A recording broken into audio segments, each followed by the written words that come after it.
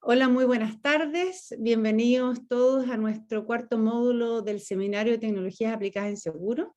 Vamos a dar unos minutitos para que la gente termine de conectarse e iniciamos en un minutito y medio más. Gracias.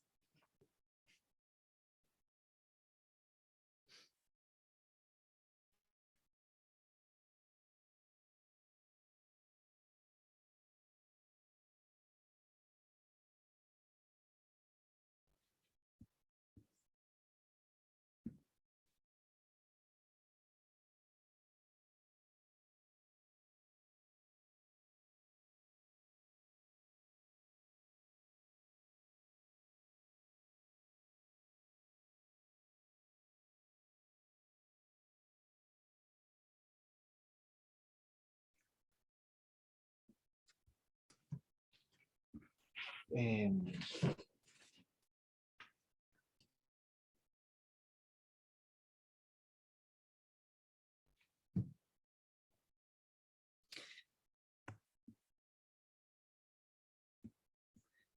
parece que ya estamos en la hora, Matías, ¿te parece? Vamos a dar inicio a nuestro cuarto módulo del Seminario de Tecnologías Aplicadas en Seguro. Estamos hoy día con dos grandes exponentes y panelistas para nuestro cuarto módulo, el módulo de Metaverso y Valoración de Activos Digitales.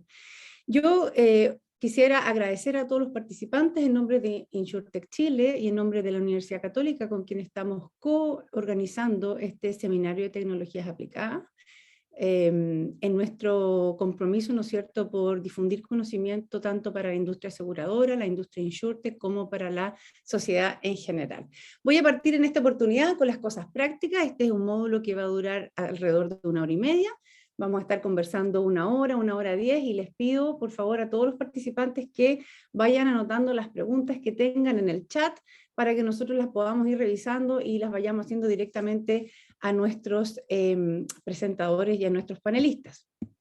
También dentro de las cosas prácticas recordarles que tenemos un sorteo especial de un Oculus Quest 2 para todos aquellos que han estado participando en nuestro seminario de tecnologías, que ya estamos hoy día en nuestra cuarta sesión, y quienes estén participando y además hayan contestado este pequeño quiz que estamos enviando cuando terminan los seminarios, podrán participar de este sorteo, que le viene muy bien hoy día a la conversación que tenemos, ¿no es cierto?, de Metaverso, para que puedan participar en sus reuniones virtuales o en las actividades que puedan hacer dentro también del Metaverso.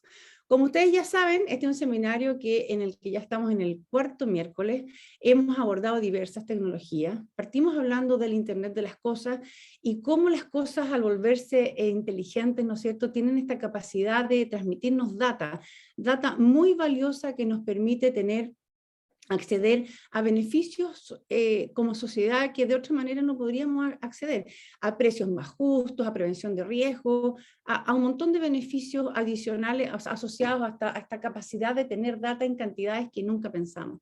El segundo miércoles estuvimos hablando de inteligencia artificial y entonces de este proceso, ¿no es cierto?, cómo a través de modelos matemáticos predictivos somos capaces de transformar esos volúmenes de data inimaginables en decisiones, en información que nos permite y que nos ayuda a la toma de decisiones en diversos ámbitos para redundar finalmente lo mismo, en beneficio asociado a las personas, para que accedamos a mejores productos, ¿no es cierto?, para que tengamos procesos más eficientes, más automatizados, para reducciones de costo y de tiempo. El miércoles pasado, recién pasado, estuvimos hablando ya de algo que para mí es mucho más técnicamente duro y tiene que ver con blockchain y tiene que ver en el fondo con el almacenamiento de la data y cómo esta data se va trabajando, ¿no es cierto? Hablamos de criptomonedas y hablamos de smart contract. Tuvimos la valiosa participación de Claudia Sotelo, la líder del Observatorio Tecnológico del Banco Central, y nos contó cómo en todo el mundo, algo que hace un par de años era algo muy incipiente, hoy día todos los bancos centrales y los estados se están preocupando, ¿no es cierto?, de estas nuevas formas de intercambio digitales. Y por otra parte, contamos con la participación de Xiaochen Zheng, el gerente principal de Amazon Web Service, y nos estuvo contando, ¿no es cierto?, de smart contract y de toda la potencialidad que tiene el blockchain dentro del mundo de de los seguros, ¿cierto? Estas flexibilidades contractuales, estas variabilizaciones que se pueden manejar solo porque tenemos la tecnología adecuada para manejar los volúmenes de data con la eficiencia que la tecnología nos permite. Hoy día entramos a nuestro cuarto módulo y vamos a hablar de metaverso y valorización de activos digitales, y yo espero y les prometo que trataremos de llevarlo lo más concretamente posible hacia el mundo asegurador y hacia el mundo que tiene que ver con cosas reales, con cosas que, porque el metaverso suena, ¿no es cierto?, como algo muy futurista, pero la verdad es que algo que ya está acá. Estamos hablando de un universo virtual y por lo tanto es una réplica, ¿no es cierto?, de lo que es el universo real. Todo lo que hoy día tenemos en el universo real podríamos pensar que en el universo virtual está, y por lo tanto es susceptible de ser asegurado, es susceptible de ser vivido, y para eso tenemos estos dos grandes panelistas, ya se los voy a presentar en detalle, que van a poder hacernos la bajada y la conversación pura y dura respecto de cómo se vive este metaverso y qué potencialidades de desarrollo hay dentro de él también para la industria aseguradora. Así que sin dilatar más esta presentación, los dejo como ya es habitual con Matías Arangui, nuestro conductor. Matías es bueno, el moderador que hemos tenido, ¿no es cierto?, durante todos los seminarios. Él es abogado de la Universidad Católica de Chile, es subdirector del programa de Derecho, Ciencia y Tecnología de la Pontificia Universidad Católica de Chile, tiene un magíster en finanzas y es candidato a doctor. También es profesor de las cátedras de Inteligencia Artificial y de Derecho, de Protección de Datos Personales, de Ciberguerra y Ciberterrorismo. Matías tiene a cargo también la dirección del Diplomado de Derecho e Inteligencia Artificial y es coordinador del Diplomado de Protección de Datos Personales. Gracias, Matías, como siempre. Bueno, paso a presentarle a nuestros dos panelistas, a nuestros dos expertos. Julio Pereira, él es licenciado en Derecho de la Pontificia Universidad Católica de Chile, es magíster en Derecho de Duke University, de North Carolina, trabajó en el Departamento Legal y Tributario de Pricewaterhouse, Chile, por 20 años, siendo socio entre los años 98 y 2010. Durante el año 1993 estuvo en el International Tax Department de Nueva York, donde desde el año 2010 al 2013 se desempeñó como director nacional del Servicio de Impuestos Internos de Chile, participando activamente en la redacción de las reformas tributarias en dicho periodo. Presidente de la Conferencia Internacional de Administraciones Tributarias durante el año 2012 al 2013 y miembro del Buró del Comité de Asuntos Fiscales de la OCDE París, Francia, entre el 2011 y 2013. En el ámbito académico ha sido profesor en prácticas empresariales y director del Departamento de Derecho Comercial, Económico y Tributario en la Facultad de Derecho de la Pontificia Universidad Católica de Chile, obteniendo el año 2010 el premio a la excelencia académica. En la actualidad es profesor de Derecho Tributario en la universidad, recientemente elegido como el número 1 en el campo del derecho tributario por sus pares de la encuesta Idealis.cl 2013. Muchas gracias, Julio, por estar con nosotros. También les presento a Cristóbal Pereira. Él es ingeniero comercial, con mención en finanzas y magíster en finanzas de la Universidad del Desarrollo. Es diplomado en tributación de la Universidad de Chile. Participó en el programa de aprendizaje experiencial de Silicon Valley de la Universidad de California, Berkeley. Cristóbal tiene más de 10 años de experiencia en el sistema financiero y más de 5 años desarrollando tecnología blockchain, estructurando proyectos y aplicaciones con foco en la transformación del sistema financiero. Es profesor de blockchain y activos digitales en diversos programas educacionales, tanto en Chile como en América Latina. Cristóbal, Julio, Matías, muchas gracias por la participación y por esta interesante conversación que vamos a empezar a tener ahora. Muchas gracias, Andrea. Yo no quiero alargar más esta introducción, simplemente quiero hacer un punto. Los que estuvieron la semana pasada en la presentación particularmente de Andrea, de Claudia, perdón, del Banco Central, que habló sobre la visión del Banco Central en materia de criptomonedas. Hoy día el Banco Central saca su primer informe y lo voy a compartir en el chat para los que quieran ver con respecto a CBDC o a monedas digitales de bancos centrales. Para que lo puedan ver. Así que estuvimos a días de haber llegado en tiempo. Pero sin más, si quieren los parejo con Cristóbal. Muchas gracias, Cristóbal. El escenario es todo tuyo. Muchas gracias, Matías. Muchas gracias, Andrea. Un gusto también estar compartiendo este escenario con Julio y muchas gracias a todos los que nos han estado acompañando en la sesión de hoy. Vemos ahí bastante gente ya conectada. Voy a compartir mi pantalla en un minuto para que podamos iniciar con una pequeña presentación respecto a este tema que puede ser tan abstracto muchas veces, como lo es el concepto metaverso y sobre todo lo que es el concepto de los activos digitales y cómo esto también puede estar impactando o empezar a impactar, por supuesto, también el mundo de los seguros. Cuando hablamos de estos conceptos, se trata como de ir buscando la manera de aterrizarlo y que sean bien sencillos de comprender. Finalmente, cuando hablamos de metaverso, esto siempre viene con una conjugación de palabras. Meta proviene del griego, que significa más allá, y verso viene del lado del universo. Entonces, cuando hablamos de un metaverso, hablamos de universo que va más allá del que conocemos. Es decir, estas realidades que se pueden construir con tecnología que hoy día tenemos a disposición de nosotros y tecnología que ya de cierta manera también están disrumpiendo nuestro día a día. Este término nació en el año 92. ¿Por qué es tan importante hoy día? ¿Por qué hablamos hoy de metaverso, un concepto que se crea en el año 1992 en una novela de ciencia ficción escrita por Neil Stephenson llamada Snow Crash? Y lo que nos mostraba principalmente era una forma de que él veía, ¿cierto?, la evolución del Internet.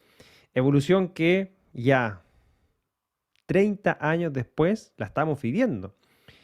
¿Y por qué la estamos viviendo? Porque empezamos a ver estos conceptos cada vez más presentes, quizás no tanto en el día a día, pero sí cada cierto tiempo los vamos leyendo, los vamos comprendiendo. Vamos preguntándonos qué es esto del metaverso, qué es esto de los activos virtuales, qué es esto de los NFTs. Muchas veces uno dice, bueno, son gamers, son programadores, son personas que de cierta manera están jugando con este tipo de tecnología y creando cosas. Pero en realidad es que hoy día no es tan así. Hoy día hay mucho trabajo que se está haciendo en esta tecnología, hay mucha industria que están visualizando oportunidades, empresas grandes que están visualizando oportunidades en el metaverso. Y sobre todo en este concepto de estas realidades virtuales que hoy día ya nos permiten trabajar, reunirnos, jugar, socializar y mucho, mucho más. El concepto metaverso, todo lo empezamos a escuchar quizás hace un año atrás, poquito menos. ¿Por qué? Bueno, una de las empresas más importantes del mundo, Facebook, ex Facebook, cambió su nombre a Meta por el concepto del metaverso. ¿Por qué es tan importante el metaverso para Facebook? Porque claramente para ellos visualizan lo que es específicamente la evolución del Internet. Y cuando hablamos de la evolución del Internet, hablamos ya de esta forma de mundos paralelos o universos paralelos que se pueden construir. Que se pueden construir con distintas tecnologías, que se pueden construir con tecnologías que la verdad quizás hace 5 o 10 años atrás era un poco más complejo. Hoy día, con la evolución de esta tecnología, se puede constantemente estar innovando. De hecho, muchos quizás de los que están acá jugaron Second Life, jugaron a los Sims. Quizás muchos juegan Fortnite o Roblox. Mi hijo juega Roblox y Fortnite. Yo solamente jugué Second Life y Sims. Y eso fueron las primeras formas de metaverso. Fueron estas primeras formas de construcción de avatares y universos que nos permitían socializar, ¿cierto? Jugar, interactuar. Pero hoy día ya ha venido evolucionando a temas bien importantes y bien interesantes, sobre todo con la evolución también de las propias tecnologías. Tecnologías que también hemos conocido como Machine Learning o inteligencia artificial, la realidad virtual, 3D y otras más. Podemos utilizar lentes, estos óculos que por ahí mencionaron que pueden entregar, nos permiten adentrarnos en estos metaversos, pero no es necesario, podemos adentrarnos en distintos metaversos hoy día. Bueno, Second Life se juega con el computador, Sims también, Fortnite y Roblox hoy día se juegan con consola, pero con un computador podemos adentrarnos en estos metaversos. En estos metaversos finalmente nos construimos un avatar y ese avatar es nuestra representación dentro de ese universo digital. Ahora, las características propias aquí donde empezamos a adentrar ya en este concepto y enganchamos con lo que es la tecnología blockchain también. Los metaversos son construcciones de estos universos paralelos, ¿cierto? Que pueden tener distintos focos, distintos usos, ¿ya? La gran diferencia es que esto se puede construir de una manera centralizada. El universo que está creando Meta, ex Facebook, es un universo centralizado. ¿Por qué está centralizado? Porque ellos son los que gestionan y administran las reglas de ese universo. Ellos son los que ponen las condiciones. Ellos son los que te pueden sacar o poner algún warning, algún aviso o cosas así. Cosas que hoy día también vemos en Facebook. Hay cosas que no se pueden compartir porque tienen políticas de uso, términos y condiciones. Por ende, uno tiene que aceptar las reglas que esta compañía nos entrega para poder incorporarnos dentro de su metaverso. Pero blockchain es una tecnología que, me imagino, como ya comprendieron o visualizaron o entendieron gran parte de la semana pasada o la último seminario que tuvieron, es que es una tecnología donde se pueden construir aplicaciones y las aplicaciones que se construyen sobre ella, cualquiera puede tener acceso. Cualquiera de nosotros puede acceder a ella. Funciona 24 horas, los 365 días del año. Nuevamente generan espacios interactivos. Se pueden crear, aquí es donde empezamos a enganchar este concepto de los activos virtuales y luego vamos a entender luego entonces cómo estos activos virtuales y estos metaversos se pueden enganchar con los temas de seguros también. No tiene ningún tipo de límites en el sentido de imaginación o cosas que se puedan construir en ella. Existen varios ya metaversos construidos sobre tecnología blockchain, algunos dedicados netamente a la interacción, se han construido ya casinos, obras de arte, o sea, galerías de arte, en otros están dedicados al gaming, entonces uno puede entrar, es como el juego de Mario Bros, pero con nuestro propio avatar, donde nosotros podemos pasar por distintos mundos, jugando distintos juegos y creando economías virtuales. Esto universo, y aquí es donde también se engancha lo fuerte de la tecnología blockchain, es que permite crear estos activos virtuales generan economías que se desarrollan dentro de estos metaversos. Y lo más importante es que es totalmente persistente y autónomo sobre tecnología blockchain, que a diferencia de un metaverso construido de manera centralizada o tradicional, como lo sería en el caso de Meta, tiene ciertas condiciones que hay que cumplir y no es para nada autónomo. Está centralizado, obviamente, en una empresa que pone las condiciones para poder acceder a su metaverso.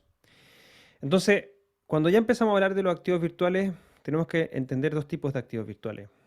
Están los activos fungibles, que es como el dinero digital, llámese las criptomonedas, o los tokens que tienen algún cierto grado de valor, que pueden representar distintos valores, que yo puedo jugar, que yo puedo interactuar, que yo puedo obtener directamente en mi billetera digital, y que esta billetera digital después, al obtener estos ingresos, poder gastarlo. Nacen conceptos como el play to earn o el jugar para el ganar. Personas que se dedican en estos metaversos a jugar distintos juegos, a crear, llamémoslo así, avatares que les permite luego obtener ingresos. Esos ingresos después pueden transformarse en activos virtuales y después esos activos virtuales, por medio de distintas plataformas de intercambio, traerlas como a pesos chilenos. Y una persona puede dedicarse 100% a jugar, basándose en una economía totalmente digital en estos metaversos. Y los tokens no fungibles tienen que ver con un concepto de autenticidad, de titularidad, de ownership respecto a piezas digitales únicas que tú puedes conseguir. Por ejemplo, Adidas, todos conocemos a Adidas, ¿cierto? Lanzó tokens no fungibles o tokens únicos dentro de distintos metaversos. De hecho, está desarrollando zapatillas digitales únicas que nosotros, dentro de esta economía virtual, al momento de tener nuestro avatar, jugar, socializar y obtener ingresos, puedo hacer uso de esos activos virtuales. Transformar estos tokens fungibles que pueden ser gastables, ¿cierto? Como lo es el dinero, como lo conocemos hoy, por piezas únicas que son estos tokens no fungibles o NFTs, y que mi avatar tenga unas zapatillas Adidas únicas. Puedo tenerlo. ¿Qué es lo que me va a entregar eso? Bueno, que mi avatar va generándose como una pieza única.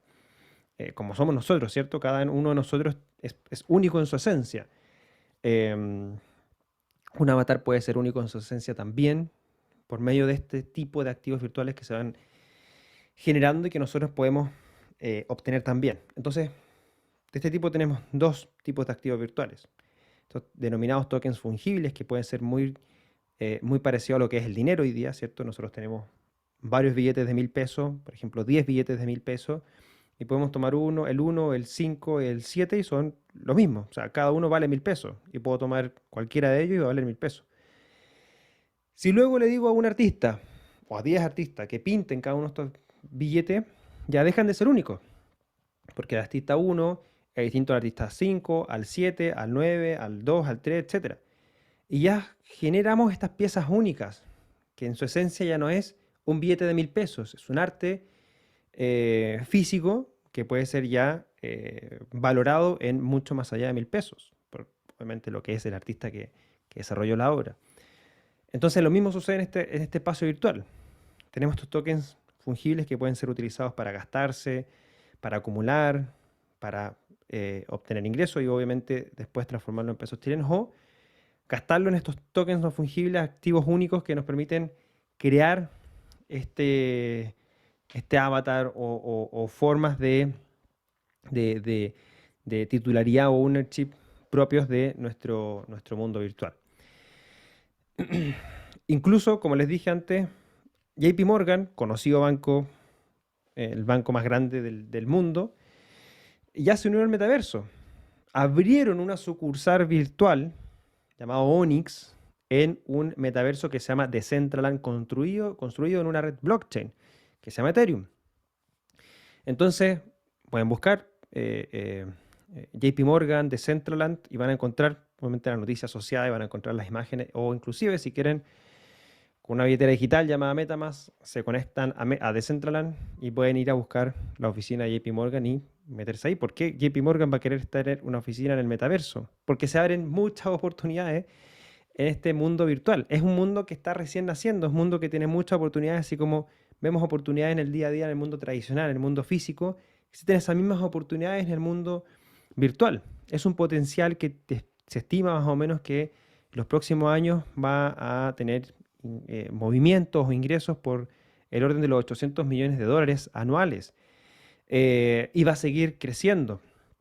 ¿Qué es lo que se puede desarrollar ahí? Bueno, mi avatar, galerías de arte, oficinas de servicios financieros, porque JP Morgan va a estar ahí. Bueno, si estamos generando una economía digital, si estamos generando valor por medio de estos tipos de activos que se van creando o NFTs, esta oficina virtual de JP Morgan me pudiese almacenar mi valor. Puede ser este banco presente en Decentraland o en estos metaversos que toma mi activo, yo se lo presto, obviamente me deja una tasa de interés, tasa de ahorro, como lo es el mundo tradicional igual, pero aquí 100% en un mundo virtual, en una economía digital. Ahora, ¿cómo se conecta el mundo de los seguros y cuáles son las oportunidades entonces que esto nos lleva al mundo de los seguros? Bueno, de a poco vamos a ir viendo cómo blockchain como tecnología va siendo un actor fundamental en lograr mejorar ciertos procesos y aumentar la eficiencia de lo que son los seguros. Nos van a permitir crear nuevos productos y servicios, quizás mejorar los que ya tenemos, pero crear nuevas soluciones acordes a estas economías digitales es realmente el potencial que existe, un mercado que está totalmente abierto y nuevo para el desarrollo de esta industria. Por ejemplo, algo que puede ser bien mundano, que no lo coloqué acá, pero se los comparto acá. El viaje, cuando nosotros tomamos un vuelo, compramos un vuelo, siempre está quizás ese riesgo, ese miedo que el vuelo no salga, que salga atrasado y que obviamente me dificulte si tengo una conexión, obviamente pierdo la conexión y se genera una cierta complejidad y uno va a alegar a la aerolínea y bueno, es complejo ese trabajo. Bueno, en Europa hay un proyecto que desarrolló un seguro de viaje basado en tecnología blockchain. ¿Qué es lo que hace? Por medio de contratos inteligentes, tú puedes abrir una póliza con ellos y le entregas la información. Bueno, voy a tomar tal vuelo, que sale a tal hora. Y ellos por medio de de sus programas, toman la información del vuelo, toman la información de la aerolínea, hacen un análisis de riesgo de ese vuelo, de esa aerolínea, a ver si con anterioridad ha sufrido algún tipo de retraso, porque esa información está disponible en Internet, y me dicen esta es la prima que tienen que pagar por la póliza. Imagínense que es una prima de $5 y una póliza de $100. Entonces yo voy y pongo $5 en un contrato inteligente, en este receptáculo o baúl donde se almacena digitalmente esos $5 y la compañía de seguro pone $95 para generar esta póliza de $100. Y el contrato inteligente funciona muy simple, porque se conecta por medio de servicios a la información en línea que nos puede entregar el aeropuerto o páginas relacionadas a viajes. Entonces, si el viaje sale a tiempo, lo que hace el contrato inteligente es decir, bueno, tiene una condición. Si el viaje salió a tiempo, devuélvase obviamente o transfiéranse estos $100 a la compañía de seguro gana obviamente esos $5 de la póliza. Si el vuelo sale atrasado, por ende, automáticamente mándese los $100 al cliente que tomó el seguro. Y con esos $100 obviamente el cliente puede, no sé, tomar una noche en un hotel o alguna comida por si se retrasó el vuelo y tienen que poner un vuelo un par de horas después. Y eso es algo que ya se está haciendo, algo que se generó, que se construyó en tecnología blockchain. Pero más allá de eso también empiezan a visualizarse oportunidades dentro de estos metaversos. Los metaversos tienen bienes raíces, por si no lo sabían, uno puede comprar tierras virtuales. JP Morgan compró una tierra virtual en Decentraland, creó esta infraestructura en Decentraland, una oficina. Y al igual que las oficinas físicas como las conocemos, estas pueden ser aseguradas. Estas se pueden entregar obviamente un seguro porque esa pieza de código, los metaversos son códigos, pueden verse hackeados. Y si son hackeados, son vulnerados. Si son vulnerados, puede borrarse o eliminarse esa oficina virtual de JP Morgan o cambiar las condiciones que tiene esa oficina virtual. Los mismos activos virtuales que nosotros tenemos, existe un riesgo en el manejo de ellos.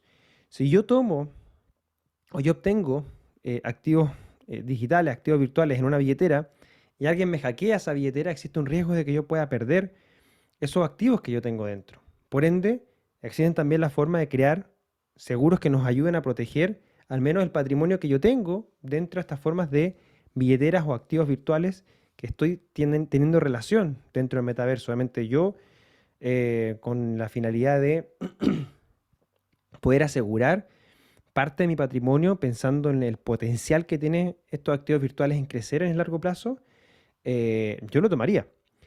El tema de herencia se me ha consultado mucho para temas de herencia en este tipo de activos. En Latinoamérica no existe ningún tipo de servicio que nos permita tener, por ejemplo, herencias relacionadas a los activos virtuales. ¿Por qué?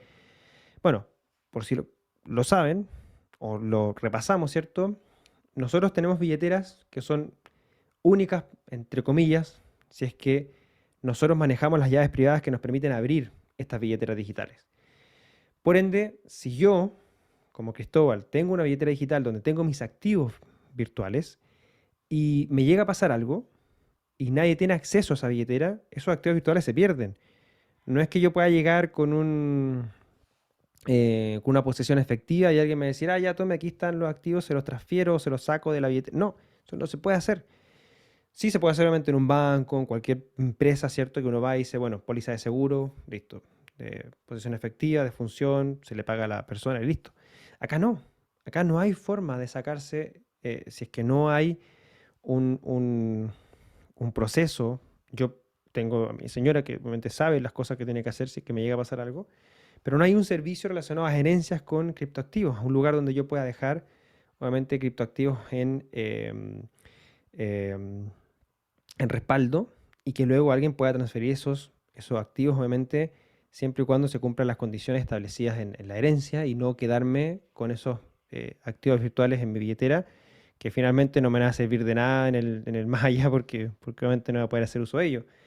Inclusive hoy día han salido seguros relacionados a los avatares. Como les digo, son piezas únicas. Pensemos en que un avatar puede estar vestido, digámoslo así, con estos activos virtuales únicos que ya pueden tener varios de un costo de varios de miles inclusive potencialmente de millones de dólares en estos avatares. Personas están dispuestas a pagar sumas importantes por la primera, por ejemplo, zapatilla emitida en un metaverso por parte de Adidas, o de Nike, o de Puma, o de cualquier marca que obviamente pueden desarrollar estos tipos de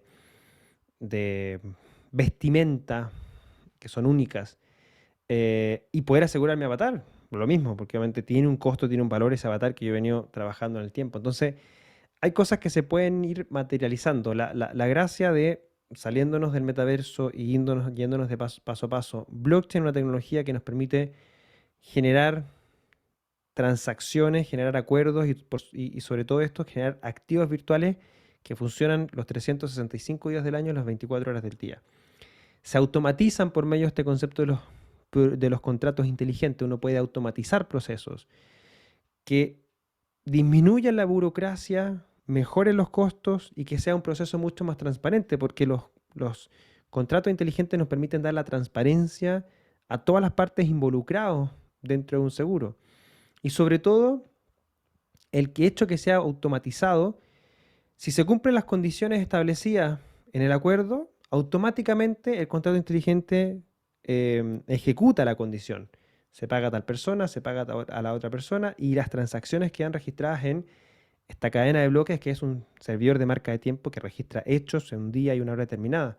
Generar estos activos virtuales que pueden involucrarse dentro de un metaverso, generar obviamente todo lo que tenga que ver con esta economía digital que estamos viendo que se va a empezar a crear, porque ya se está creando, y que al mismo tiempo en todo este proceso nos permita crear nuevos productos, nuevos servicios, visualizando estas oportunidades que hoy la economía digital también nos está entregando.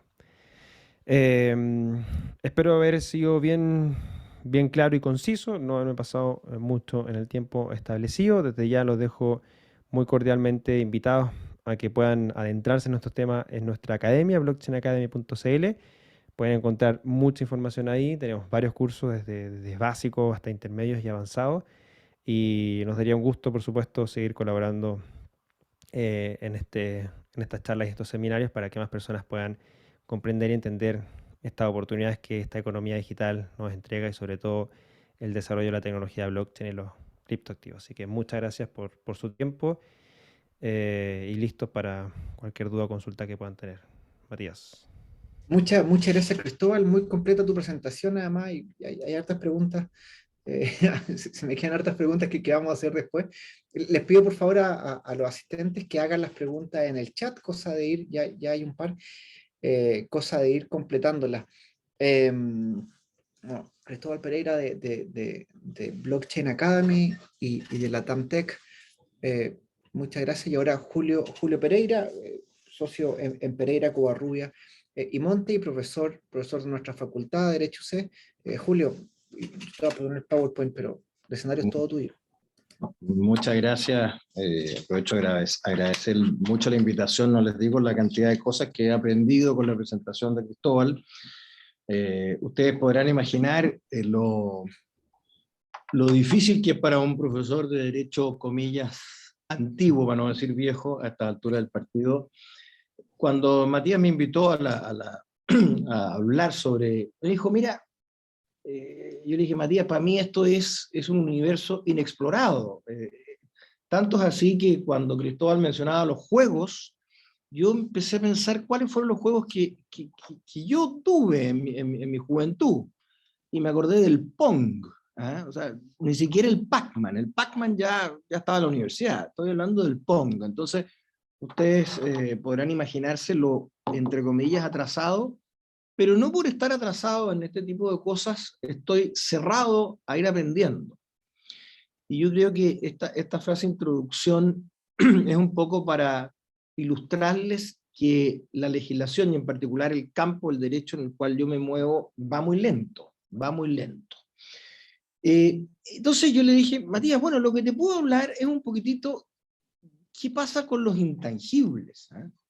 Porque la mayoría de los conceptos que Cristóbal nos contaba está en este metaverso, ¿eh? está en un blockchain, está en una billetera virtual. ¿Ah? Entonces, si nos vamos a la calificación tradicional, estamos frente a bienes incorporales. ¿Ah? Y estos son simplemente intangibles. No quiero latear con muchos términos jurídicos. Entonces yo dije, bueno, veamos qué pasa en la legislación tributaria, donde tenemos normas que hablen un poquitito de los bienes intangibles. Y ahí te voy a pedir que tú me ayudes, Matías. Yo estoy aquí en la facultad. Y vamos a ir a la primera de las diapositivas.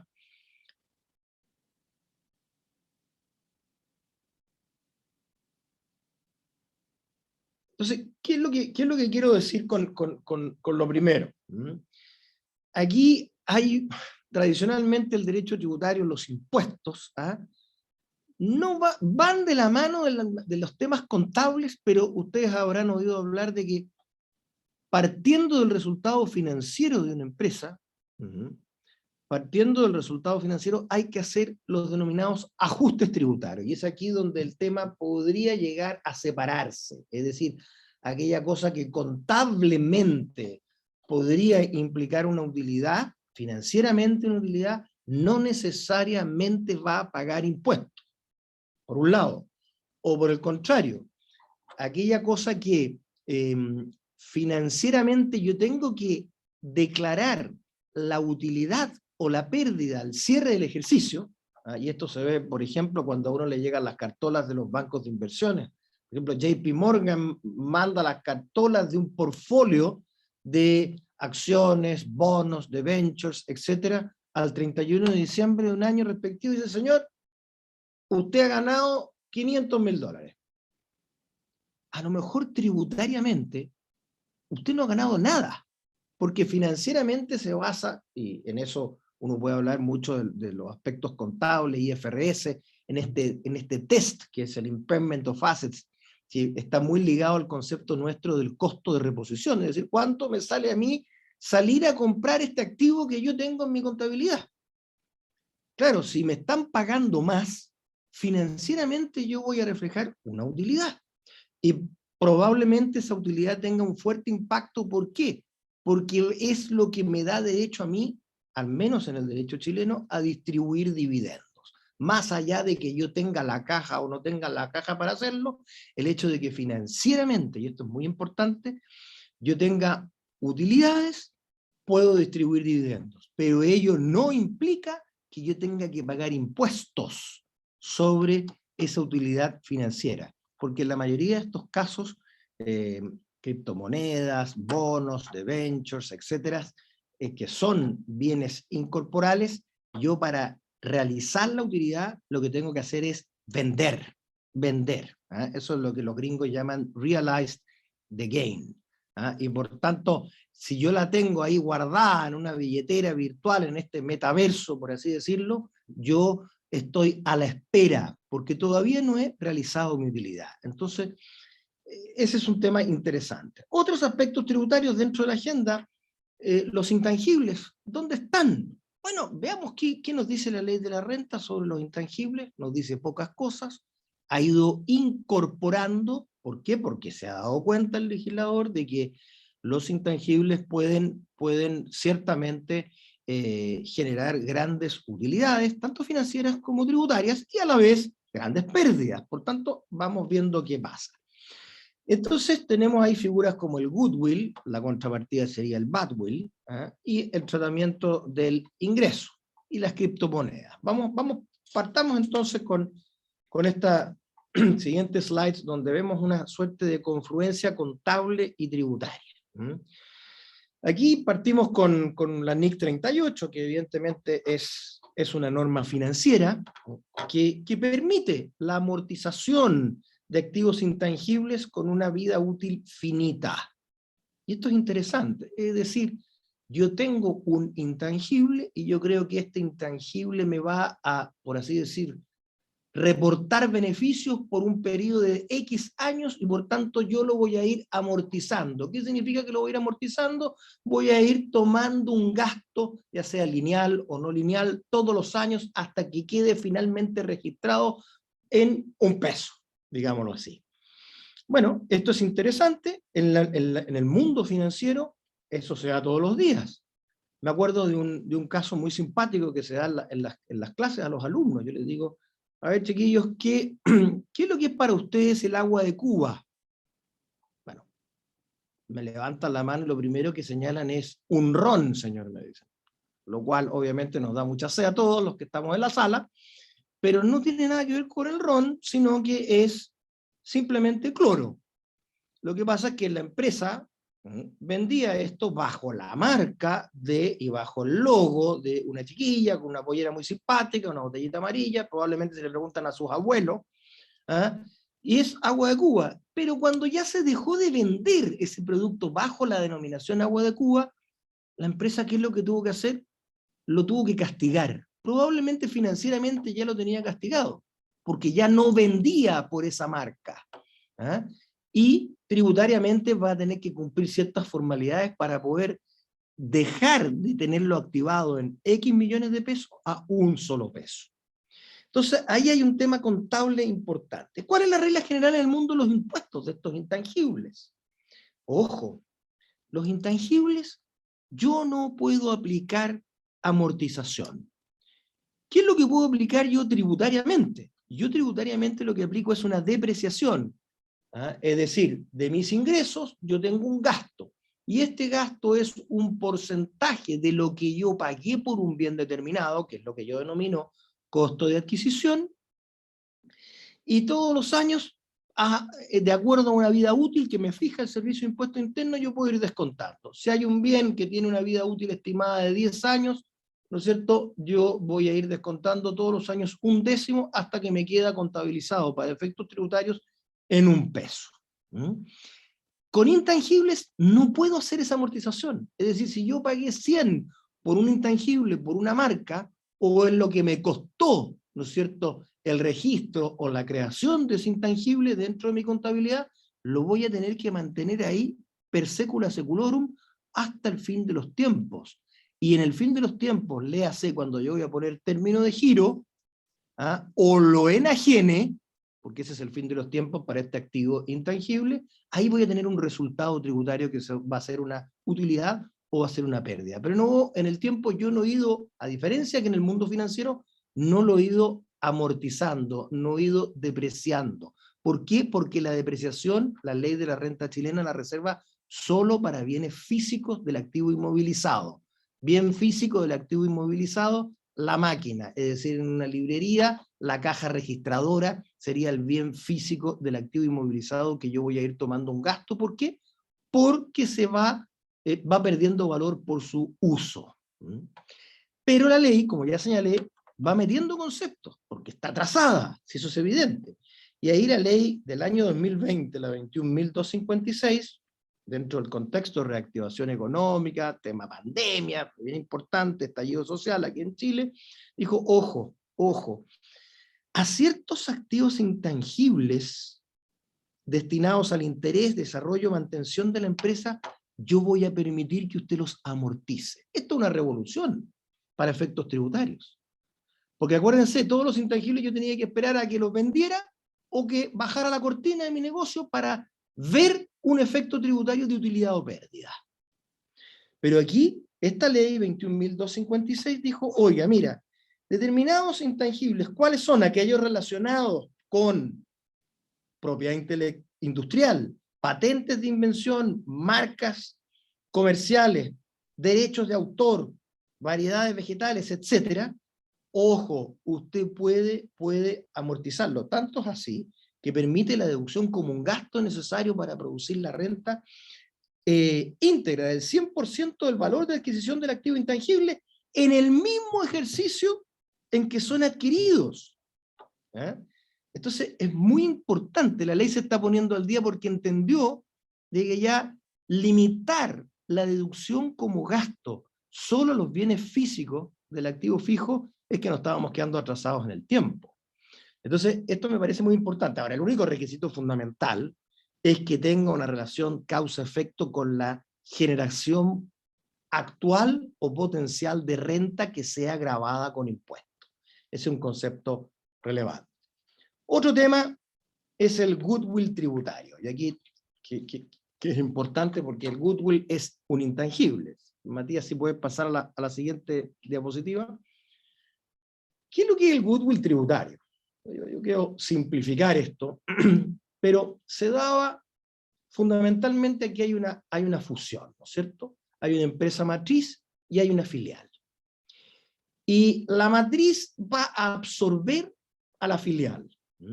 Esto implica que hay una relación patrimonial. La matriz tiene propiedad sobre acciones o derechos en la filial.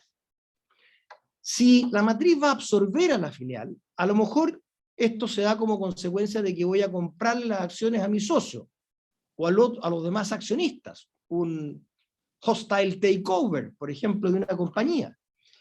Y yo voy a pagar mucho más que el patrimonio contable de la sociedad filial. Técnicamente es el patrimonio tributario, es el capital propio tributario con algunos ajustes. Pero es el patrimonio, es decir, activos, incluyendo las utilidades tributables retenidas, menos los pasivos, patrimonio. Si yo tengo un patrimonio de 100 en la filial y esta matriz pagó, ¿no es cierto?, 200, hay un goodwill, hay un intangible que tengo que identificar con algo. Este goodwill, ¿no es cierto?, este intangible, ¿por qué se da? Bueno, por múltiples factores. Y aquí nuevamente podemos meter los activos que están en el metaverso, etcétera, etcétera.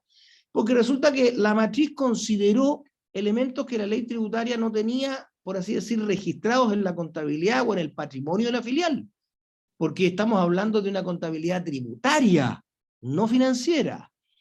¿Y qué podría ser, qué podría causar esta diferencia en que yo pagué 200 por algo que yo sé que tributariamente el patrimonio es 100? El valor presente, los flujos futuros. Ese, ¿no es cierto? Ese, voy a utilizar un término poco coloquial, pero los financieros me van a entender. Eso que yo espero que vaya a valer, esas ventas futuras, esa proyección, eso que hace que en una licitación yo abra un sobre y tenga un precio de 200 y mi competidor tenga de 150. Interesante. Entonces, ¿qué tiene que hacer la matriz que absorbe la filial? ¿Qué tiene que hacer? Bueno, ese goodwill, ese intangible, esos 100 que pagué de más por sobre este patrimonio, tengo que asignarlos en los activos no monetarios recibidos de la fusión. Dentro de los activos no monetarios tengo activos fijos o bienes de capital y activos realizables o inventarios, ¿no es cierto? Una posición conservadora me llevaría a mí a identificar este goodwill solo en los activos fijos o bienes de capital y obtener por esa vía un gasto. ¿Por qué? Porque los bienes de capital, como bienes físicos, los puedo depreciar. ¿Se acuerdan lo que les hablé un minutito antes? Los puedo depreciar. Ahora, ¿pero a qué valor? Porque yo puedo haber pagado una brutalidad. Puedo haber pagado 200 y tengo algún límite, y en la experiencia del pasado teníamos computadores valorizados en millones de dólares que estaban guardados con un acta notarial en un storage. Millones de dólares costaban. O la famosa camioneta de 25 millones de dólares que se dio en un proceso de fusión de dos sociedades mineras y quedó activada en 20 millones de dólares. Obviamente la pude depreciar muy rápido y tuve una pérdida de 20 millones de dólares. Entonces, ¿qué es lo que dice la ley aquí? Mire, señor, en este proceso de asignar el goodwill, que es un intangible, dentro de los bienes del activo de la empresa que usted está heredando, por así decir, de la empresa que usted está incorporando, de esta filial que desaparece y que hereda la matriz, usted puede revalorizar esos activos, pero solo hasta el valor de mercado. O sea, no me puede dejar esta camioneta en 20 millones de dólares, señor. Esta camioneta me la podrá dejar en 15 millones de pesos, pero no me la puede dejar en 20 millones de dólares. Entonces la pregunta es, ok, y puedo tomar gasto vía depreciación normal, no acelerada, vía depreciación normal, basada en la vida útil del bien, solo hasta el valor de mercado de ese bien que yo heredé, por así decirlo, desde la filial. ¿Y qué pasa con el exceso? Si yo tengo valor de mercado en este ejemplo que puse de 200 versus 100, tengo 100 de goodwill, pero resulta que yo pude identificar al valor de mercado solo 50. ¿Qué pasa con los otros 50? La ley me dice, esos otros 50, que es el resultado que ustedes ven en la diapositiva, de subsistir una diferencia de monto, esta es un intangible, señor. Es un activo intangible. Y solo usted podrá castigarlo o amortizarlo, técnicamente hablando, cuando usted baje la cortina de la empresa o lo venda, por así decirlo, si es un activo que fuera un intangible, como una marca que recibió goodwill. Pero en el fondo, cuando baje la cortina, usted va a aprovechar eso como un castigo. Si nos vamos a la siguiente. Matías, gracias. Una cosa muy general, no quiero poner muy técnico porque es una materia muy árida, pero para que ustedes sepan, ¿qué pasa con los ingresos que vienen de los intangibles? Muy a grosso modo. Ustedes saben que los ingresos tienen dos caras de la moneda. Los ingresos se pueden dar por la enajenación, la venta, enajenación en sentido amplio, incluso podría incluir figuras como la permuta, los swaps. Pero ello implica una cesión perpetua, la venta. Yo voy a vender. Pensemos aquí, y la ley se pone en dos escenarios. Señor, si usted es el autor o inventor y es una persona natural, ¿qué significa que sea una persona natural? Que no es un empresario individual, que no determina su renta efectiva según balance. Es decir, que este intangible no está activado en alguna contabilidad. Todo el precio que usted reciba, señor, es un ingreso no renta. Toda esa utilidad que usted reciba no paga impuestos. La ley claramente beneficia aquí al autor o inventor, persona natural. Ojo, si es otro enajenante, como podría ser un autor o inventor que asignó este intangible a una contabilidad, o que la aportó a una sociedad y luego la sociedad la vende, otro enajenante, la utilidad, ¿no es cierto?, es renta ordinaria. ¿Qué significa que sea renta ordinaria? Que pagan impuestos de primera categoría, que para aquellos que no están en Chile, que nos están viendo, sería una suerte de business profit tax, más los impuestos finales, más un surtax. Aquí en Chile nosotros tenemos un sistema con que se denomina integrado. Por tanto, el impuesto corporativo, el business profit tax o el corporate tax, se imputa como crédito en contra de los impuestos finales, ya sea el final withholding tax o el surtax, que nosotros denominamos impuesto global complementario, que se aplica a las personas con domicilio o residencia en Chile. ¿Qué pasa con la explotación? Bueno, veamos aquí, que la explotación viene básicamente de la cesión temporal. Un arriendo, un subarriendo de algo que conlleve propiedad intelectual, pensemos.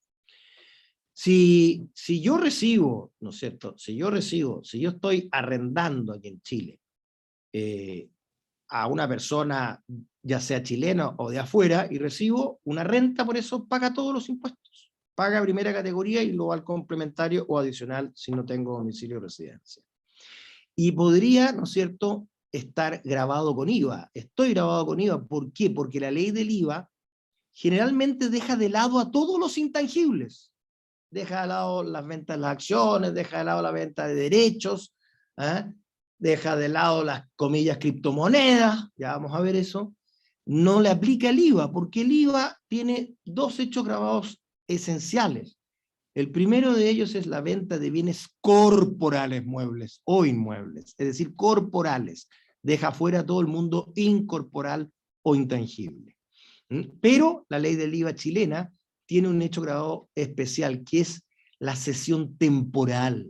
Y la cesión temporal, en oposición a la cesión perpetua, es un hecho grabado especial con IVA, así que ojo para las empresas chilenas o las personas, los contribuyentes chilenos que quieran efectuar un contrato de licencia o de sublicenciamiento, etcétera, temporal, va con IVA. Ahora, si es un no residente, aquí también los pagos hacia Chile, renta ordinaria, paga todos los impuestos, con o sin IVA, porque en el caso de los servicios, el servicio puede ser prestado o utilizado en Chile, salvo que yo, ¿no es cierto?, califique ese servicio como un servicio de exportación. Si yo efectúo un pago desde Chile hacia afuera, me están cobrando un royalty, una regalía. Bueno, ahí tengo un withholding tax, ¿no es cierto? ¿Por qué? Porque yo considero que la fuente está dentro de Chile porque es el lugar donde yo voy a explotar ese intangible. Y ahí hay un withholding tax, un impuesto que está en el artículo 59 de la ley de la renta chilena, que tiene tasas que van desde el 30%, 15%, y habría que ver si hay algún tratado por ahí que reduzca o cambie esta tributación. En principio sin IVA, porque si yo pago este withholding tax, hay una exención que contempla el IVA. Pero cuidado, cuidado, porque hay un nuevo hecho grabado por los servicios remunerados realizados por prestadores extranjeros, que son los conocidos servicios digitales. Y por eso que muchos de nosotros nos vimos sorprendidos cuando nos llegó un aviso de Netflix, ¿no es cierto?, donde nos decían que se iba a aumentar y que ya en vez de ser 5.000 y tantos pesos pasaba a ser 10.000 pesos al mes. ¿Por qué? Porque efectivamente nosotros nos convertimos en consumidores finales de ese producto, que va con IVA, y por tanto se hizo un gross up o un embrutecimiento de la tarifa que se nos cobró. Siguiente, por favor, Matías. Aquí una explicación más simple para entender el fenómeno. Tenemos, si ponemos al lado izquierdo de la diapositiva, a Chile, una empresa chilena que está pagando un royalty hacia afuera. Y digo hacia afuera que podría perfectamente, la ley se va a poner al día muy rápido, hacia este metaverso, que no lo identifico con un domicilio o residencia en Chile. Yo, la empresa chilena, voy a tener un gasto que voy a deducir de mi impuesto corporativo, que es nuestro impuesto de primera categoría, que sería un business profit tax.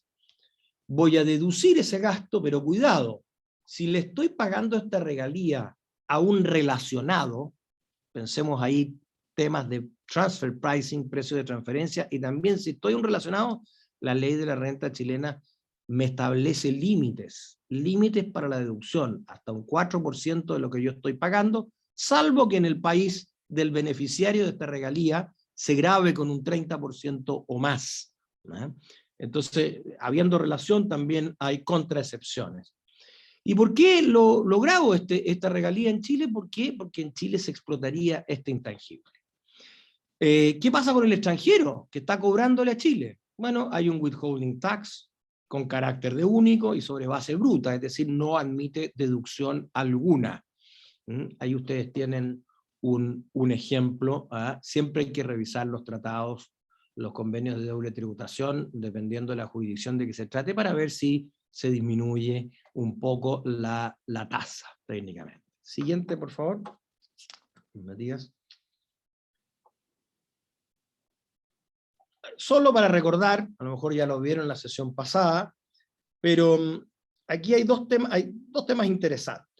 El proyecto de ley FinTech, ¿no es cierto?, que va avanzando en sus trámites legislativos, define los activos financieros virtuales o criptoactivos.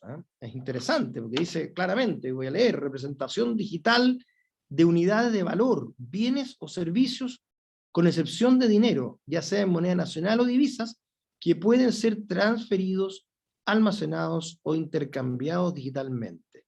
Lo interesante es aquí que pueden ser transferidos, almacenados o intercambiados digitalmente.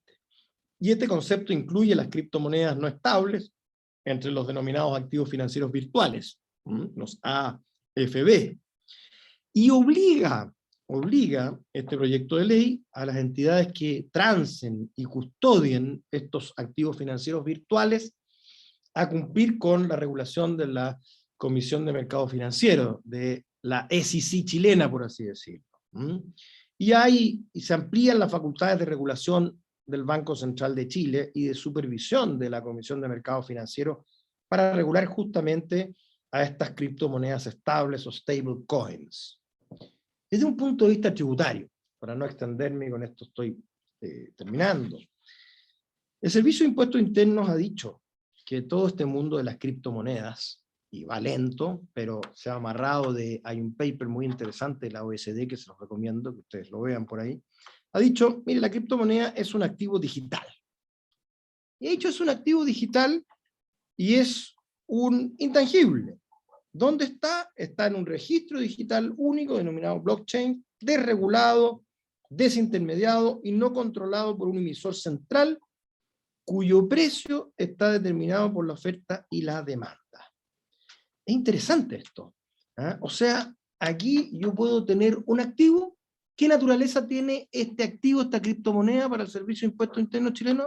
Es un activo intangible. Ya sabemos cuáles son las consecuencias de ser un activo intangible. La más importante es que el valor no me va a cambiar. No puedo amortizarlo, no puedo depreciarlo. Entonces, ¿cuándo se va a producir el efecto tributario? Cuando yo realice esa utilidad o pérdida, cuando yo lo enajene en sentido amplio, incluyendo swaps, permutas, etcétera. Entonces, es importante este tema. Si vamos a la siguiente, por favor. Fíjense qué interesante.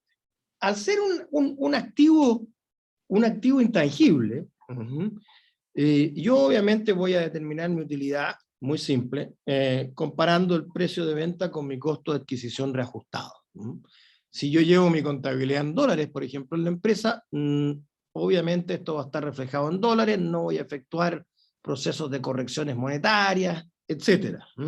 Entonces, lo interesante es que yo, en cierta forma, voy a poder elegir, y hay una similitud con las acciones de la sociedad anónima.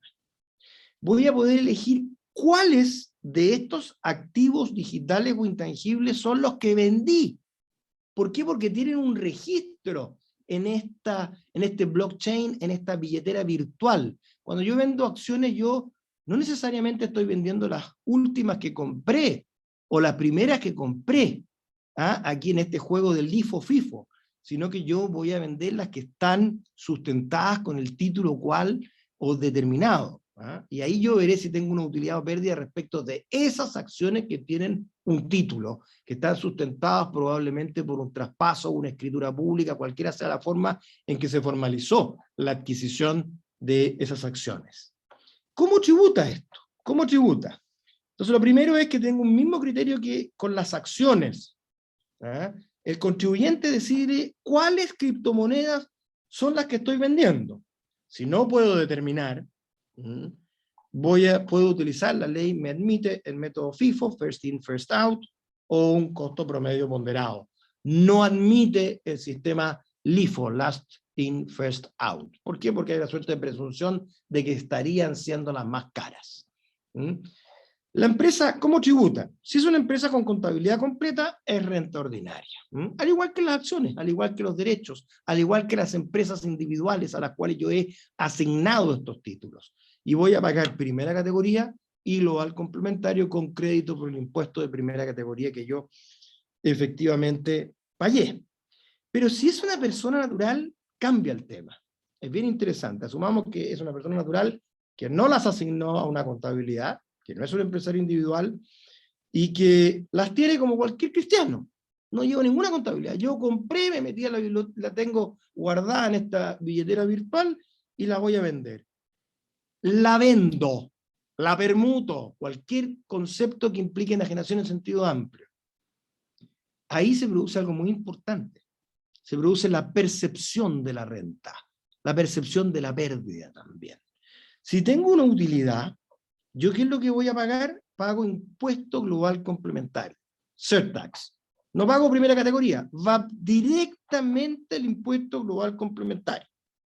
Y no tengo algunos beneficios que se dan en la venta de acciones o en la venta de derechos que señala el artículo 17.8, letra A de la ley de la renta. Como por ejemplo, si tengo ingresos inferiores a 10 unidades tributarias anuales, estos siguen siendo renta que yo tengo que incluir en la renta bruta global, y tampoco puedo prorratear esta utilidad hasta en 10 ejercicios, que es un beneficio que yo tengo para las acciones o derechos cuando yo se las enajeno o se las vendo a un comprador no relacionado. También, al igual que en las acciones o derechos, yo puedo compensar las utilidades que yo tenga en un ejercicio con las pérdidas por la venta de criptomonedas. Entonces se produce una suerte de de consolidación. Pero ojo, aquí no hay IVA. En todo este mundo del metaverso, por lo que yo podría anticipar, el IVA no está invitado a esta fiesta, salvo, como dije yo, cuando existan figuras de cesión temporal del uso de este tipo de intangibles, donde renace el IVA porque es un hecho grabado especial. Quiero terminar esta exposición, que es bastante árida, técnica, con una palabra sobre las indemnizaciones. Claro, porque ¿qué pasa si una empresa que determina renta efectiva con contabilidad contrata un seguro por algún daño que pudiese darse, qué sé yo, explota el metaverso, se produce un Big Bang, el blockchain desaparece, se pierden o me roban, cuidado con el mundo de los hackers, o me roban un portfolio de criptomonedas, etc. Bueno, si yo tengo un seguro, el principio general para el contribuyente que determina renta según contabilidad es que el daño producido por este robo, por este siniestro, el daño emergente, va a ser un gasto en la determinación de mi renta imponible. Y lo que me pague la compañía de seguro va a ser un ingreso. Ahora, si es una persona natural, yo tengo que distinguir si es un bien susceptible de depreciación o no es un bien susceptible de depreciación. Entonces, yo creo que este mundo es interesante, el mundo de los seguros sobre los intangibles, y hay que mirar muy bien quién es el titular de este seguro. Muchas gracias, espero no haberlos aburrido mucho con estos tecnicismos. No, muchas gracias, Julio. Una presentación que voy a tener que ver un par de veces para poder incorporar toda la información que diste. Está muy concentrado y creo que es muy útil el análisis para toda la gente que está en este tema. Hay varias preguntas que han hecho, pero me gustaría partir con una pregunta a Cristóbal con respecto en general, porque estamos hablando en el contexto de seguros, ¿no? Y se empalma perfecto con lo último que dijo Julio con respecto a los seguros. ¿Cuáles son los principales riesgos, ¿no?, que podrían ser asegurables, o riesgos y después veamos si son asegurables o no? Eso hay un análisis de utilidad que tienen que las empresas hacer. Pero ¿cuáles son los principales riesgos que hoy día se ve, ya sea en billeteras virtuales o en el metaverso, si es que podemos hacer todavía un análisis de riesgos totales del metaverso, pero particularmente en billeteras virtuales o en el mundo cripto, que tú ves? Perfecto. Claro, bueno, riesgo principalmente tenemos que ver en que este tipo de tecnología nos permite almacenar valor en estas denominadas billeteras virtuales. Hay empresas que se han posicionado o han construido billeteras seguras, pero que de cierta manera todo es seguro, pero hasta que realmente no nos vemos expuestos a algún tema de vulnerabilidad, hackeos propiamente tal, obviamente no se puede evitar, obviamente, una vulneración digital de este tipo. Y ahí directamente está en riesgo el patrimonio de las personas, porque la gracia, o sea, tiene pro y contra este concepto de mantener estos activos digitales en billetera. Por un lado, los pro significa que ese valor o ese activo es tuyo, si es que tú tienes la billetera, o si se lo pasaste a un custodio para que lo almacenara de manera más segura por ti, ese custodio tiene la responsabilidad, obviamente, de mantener ese dinero asegurado. A diferencia de lo que es el banco, es cierto que nosotros depositamos dinero al banco y el banco nos asegura que tenemos ese valor depositado en su cuenta. Ahora, la gran diferencia entre ambos es que si al banco le hackean la cuenta y me hackean la cuenta a mí, ¿cierto? El banco lo que puede hacer es, no sé, retroceder la base de datos, ¿cierto? Es decir, bueno, Cristóbal tenía 100.000 pesos en la cuenta corriente, bueno, logramos detectar cuál fue la vulnerabilidad, listo, aquí está en la cuenta corriente 100.000 pesos de Cristóbal, ya no están cero, están 100.000, como lo tenía antes del hackeo. En el caso de lo que son los criptoactivos, si un hacker llega y se roba los activos que están tanto en mi billetera como en la billetera de un custodio, no hay manera de reponer esos activos porque no hablamos de una base de datos centralizada, hablamos de un registro descentralizado de transacciones, por ende Si le robaron esos activos al custodio o a mí, yo soy el responsable de custodiar ese dinero y por ende si me los robaron no tengo forma de recuperarlos, a menos que pueda hacer una trazabilidad, que obviamente ya empieza a ser mucho más complejo hasta llegar a quién obtiene esos criptoactivos y ver si es que es un exchange de criptomonedas y si es así, que puedan detener esos criptoactivos ahí para que me los puedan devolver, pero eso ya es muy complejo.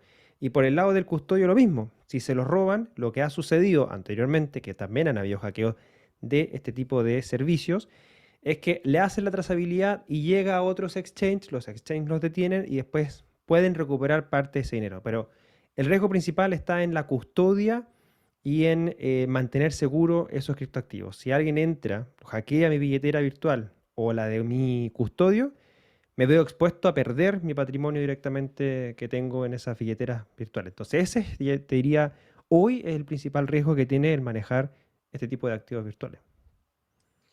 Y ahí, solo para completar la pregunta, hoy día existen, porque hay una industria muy incipiente, muy inicial en materia de criptoseguros. Sí, ¿Crees que se va a ir hay. desarrollando más o crees que De está todas maneras, cubierto? no, hay todo un desarrollo de productos que se puede empezar a analizar. Hay un proyecto que se llama Nexus Mutual, que te asegura fondos.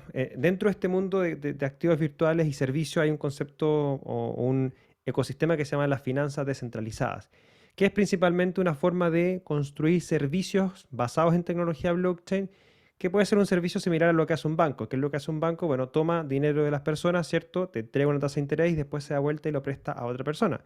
Eso mismo hoy día se está desarrollando en contratos inteligentes, pero obviamente con un riesgo bastante elevado. Nexus Mutual te ofrece un seguro donde tú puedes depositar estos criptoactivos con ese tipo de aplicaciones y te aseguran un cierto nivel de ese activo que tú depositaste con ellos, cosa que si llega a haber algún tipo de hackeo en ese protocolo en particular, en esa aplicación, te devuelve obviamente lo que tú pagaste de póliza. Obviamente ellos hacen un análisis completo de cómo está construida esa aplicación, cuáles son los riesgos en materia de seguridad. Hay empresas que se dedican a la auditoría de los contratos inteligentes para darte algún tipo de certificación, si tu aplicación está bien construida o no, pero eso no significa que vaya a poder ser potencialmente hackeada o vulnerada. Pero le pone un riesgo menor o obviamente un alto grado de complejidad al hacker. Eso obviamente hace que sea más fácil para una aseguradora, en este caso Nexus Mutual, ofrecerte un seguro en ese tipo. Entonces, como ese se está desarrollando ya dentro de tecnología blockchain, con ese caso de uso en particular, claramente hay muchos otros más que se pueden ir desarrollando, quizás para el mundo más tradicional, para aquel cliente que opera también con exchange de criptomonedas, como por ejemplo en el caso de Chile. Bueno, muchas gracias, Cristóbal. Julio, siguiendo con esa línea, hay uno de los problemas en general, no sé si problemas, pero uno de los desarrollos que ha habido en el metaverso son todos estos ítems que son únicos, ¿no? Como la de Cristóbal, que básicamente son obras de arte, pero a diferencia de las obras de arte del mundo físico, o que llaman NFT, pero da lo mismo, pero las obras de arte en el mundo físico tienen una volatilidad de precios bastante grande, ¿no? O sea, hay cosas, y las noticias han sido bastante duras con los NFT las últimas 2 semanas, ¿no? El mercado ha perdido 90%, una cosa así. Cristóbal, corrígeme si me Sí, equivoco no con las sé. cifras, pero han hablado casi 90% de pérdida de valores, cosas que se compraron por un par de millones de dólares, hoy día están costando poco más de un par de cientos de dólares.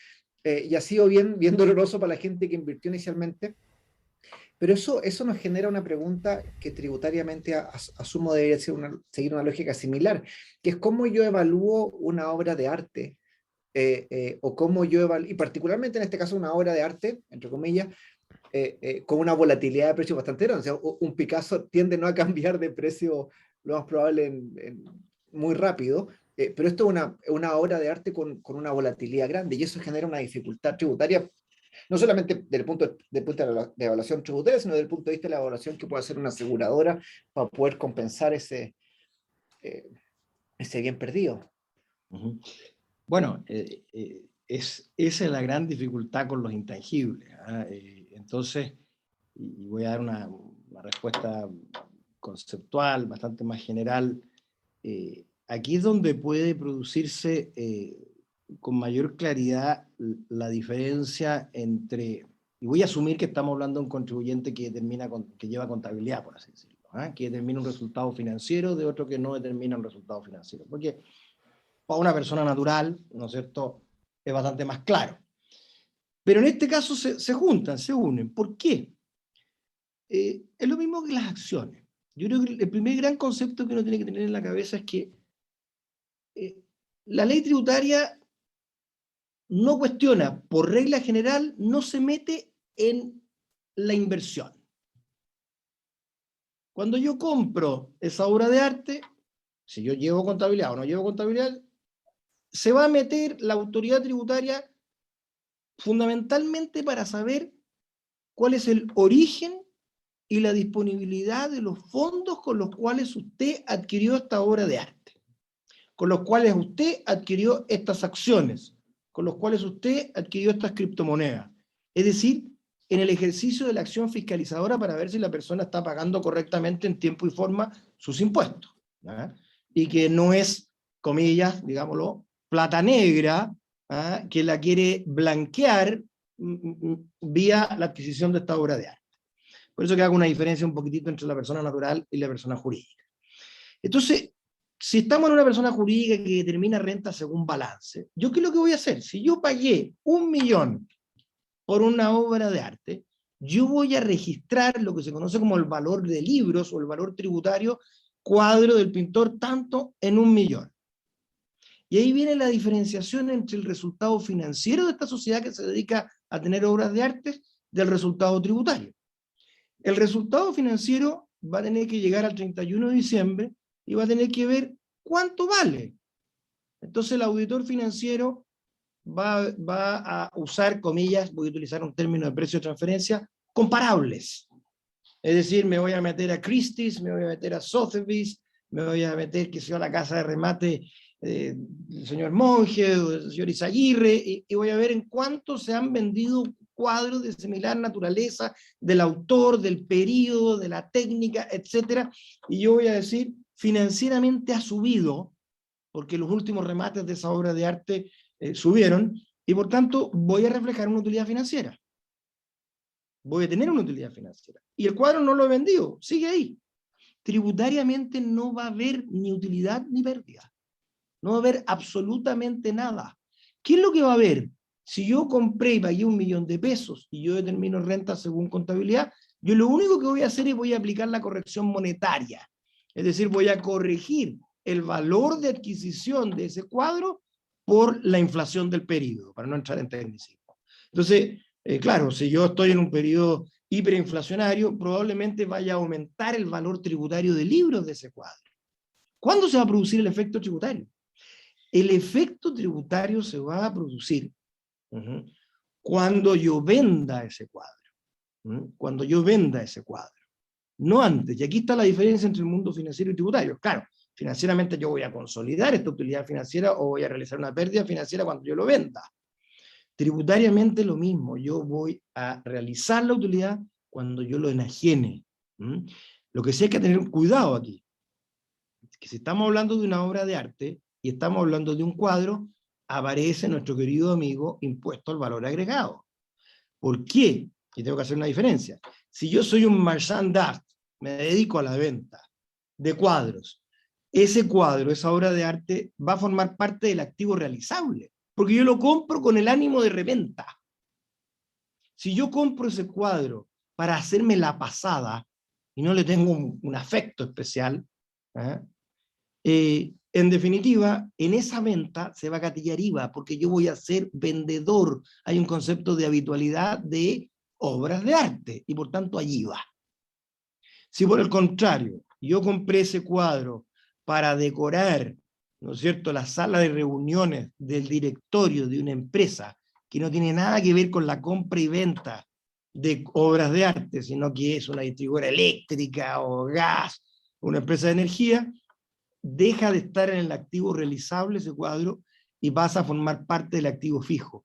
Y voy a dar no quiero entrar en las particularidades, pero hay circunstancias, y en el derecho comparado también hay, en que por el hecho de estar en el activo fijo, probablemente podría no gatillar IVA, no obstante que en Chile han existido reformas sobre este punto que también podrían llevar a gravarlo con IVA, si es que yo lo vendo muy rápido después de que lo compré, o si lo compré y en esa oportunidad yo financié el IVA del vendedor. Yo como comprador financié y aproveché ese crédito fiscal en contra del débito fiscal que yo utilizo en la venta de bienes o servicios gravados con IVA. Entonces, ese es un tema importante. La inversión no hay problema. La venta es el minuto crucial para ver si hay algún efecto tributario, ya sea en un bien tangible, en esta obra de arte, o en algún activo intangible. La diferencia puede estar en un bien tangible, en que si es un bien de capital que yo lo utilizo para la generación de renta, en cuyo caso yo podré depreciar.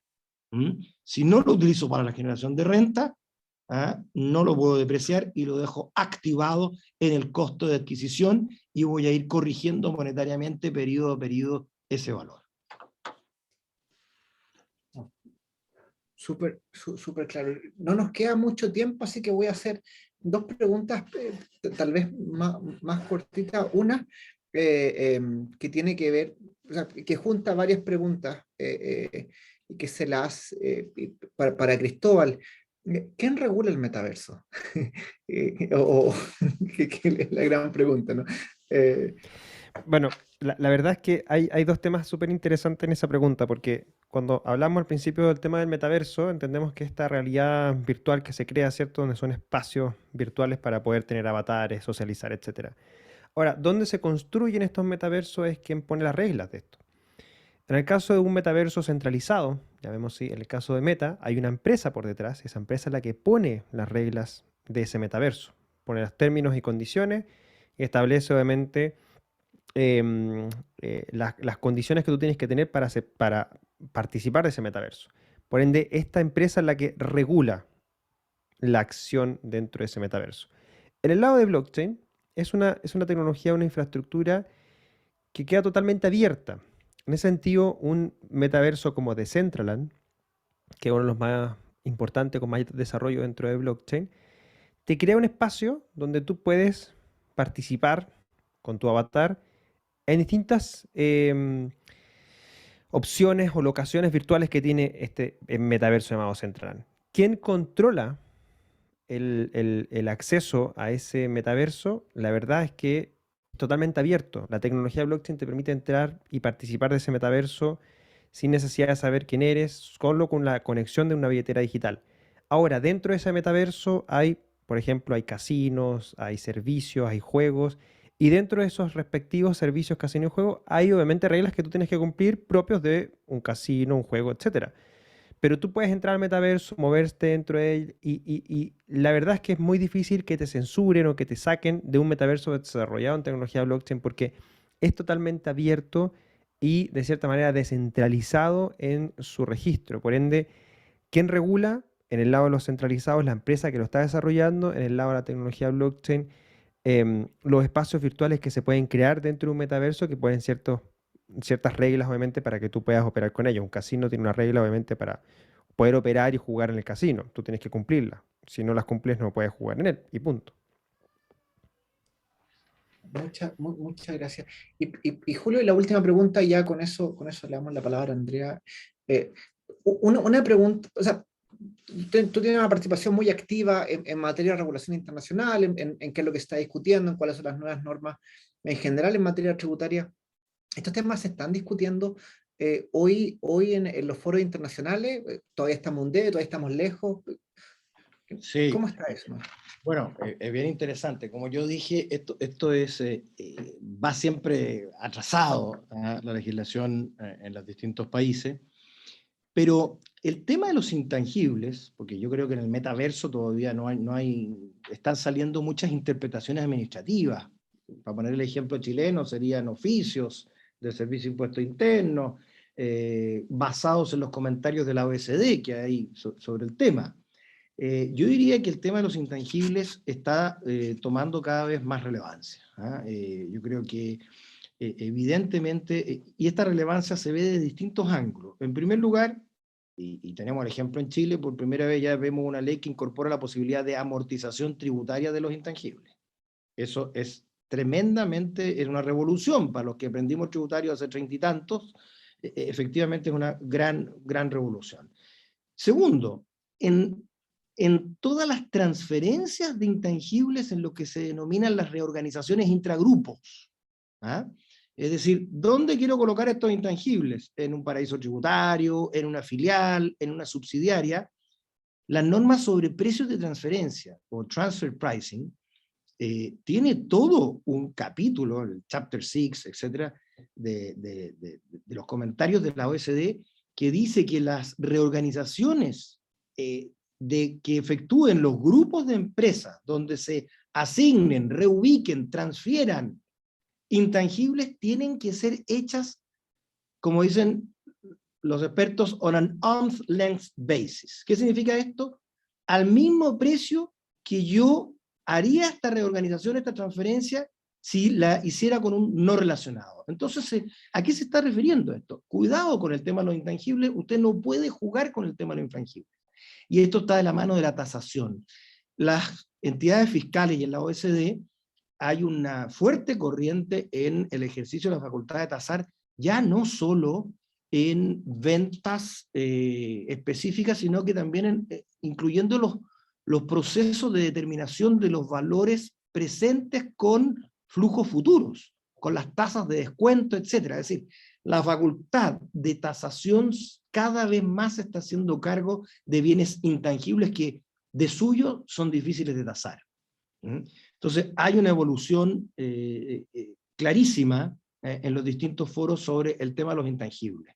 Y claro, en las ventas de los intangibles ya estamos prácticamente todos uniformando los criterios en cuanto a que son una suerte de capitales mobiliarios. Entonces se asemejan a las rentas de capitales mobiliarios en su enajenación, en su explotación. Y claro, yo creo que la ley chilena se va a poner al día, no me cabe la menor duda que algunas de las normas que se introduzcan en la próxima reforma pudiesen tocar aspectos sobre intangibles, y no me extrañaría de que en el artículo 17, número 8, que habla sobre las comillas ganancias de capital, se utilizaran expresiones tales como criptomoneda o similares. Yo digo que va para allá el tema, ¿eh? Eso es evidente. Muchísimas gracias Julio, muchísimas gracias Cristóbal. Yo la verdad me quedé con gusto a poco y me hubiera gustado alargar esta conversación un par de horas. Rápido. Se nos pasó rápido, pero Se nos pasó rápido gracias. El tiempo, Matías. Dale, Oye, Andrea, yo quiero, gracias Matías, yo quiero agradecer también en nombre de InsurTech Chile a todos los presentes y especialmente a ti Julio, a ti Cristóbal, realmente muy clarificador. Hay cosas que son realmente áridas, que entendemos que estamos empezando recién a tocar y eso es una realidad para todos, para los que no nacimos hace tan poco como decía Julio.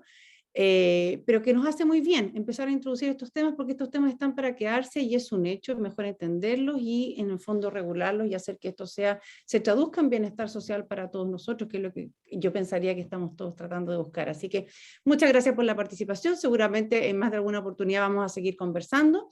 Yo los dejo a todos invitados para nuestro próximo módulo. El próximo miércoles terminamos nuestros 5 capítulos y vamos a terminar con el módulo de ciberseguridad con tremendos expositores. Vamos a tener a Alejandra Barro, la gerente de riesgo y ciberseguridad de Copeuch. Va a estar con nosotros Roberto Río, doctor en Derecho y director del Centro de Riesgos y Seguros de la Universidad Católica. Y también contaremos con la presencia de Adel Abed Chahat, gerente de actuaría de riesgo e inteligencia artificial de FIT Seguros. Recuerden contestar el pequeño quiz que tenemos a continuación a ver si se ganan el sorteo del Oculus Quest 2 y pueden participar del metaverso con su nuevo Oculus Quest 2. Muchas gracias por todo y nos vemos el próximo miércoles. Chao, chao. Chao. Chao, que estén bien, gracias.